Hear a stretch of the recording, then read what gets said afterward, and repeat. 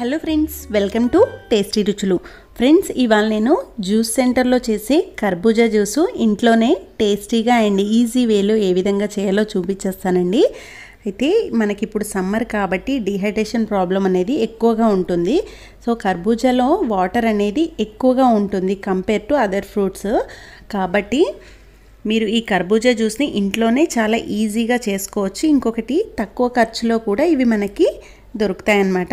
So late చేయకుండా ఈ జ్యూస్ని ఏ విధంగా చేయాలో చూసేద్దాం. ఇక్కడ ఒక మీడియం సైజు కర్బూజా కాయని తీసుకున్నానండి నేను.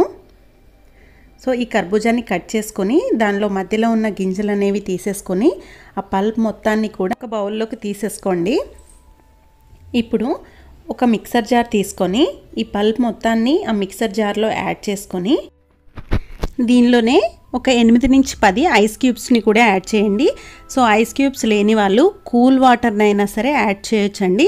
ఒక హాఫ్ కప్పు కూల్ వాటర్ని యాడ్ చేసుకుంటే సరిపోతుందన్నమాట.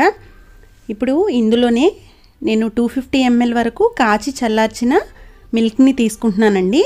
సో ఈ జ్యూస్ చేసే కన్నా ముందే మీరు మిల్క్ని బాయిల్ చేసుకుని పక్కన పెట్టేసుకుంటే అవి మనం జ్యూస్ చేసుకునే టైంకి కూల్ అయిపోతాయి. సో కూల్ మిల్క్ని యాడ్ చేసుకుంటేనే మంచి ఫ్లేవర్ అనేది వస్తుందండి. లేకపోతే మనం వేడివేడి పాలను వేస్తే ఏంటంటే కొంచెం విరిగినట్టు వస్తుందన్నమాట.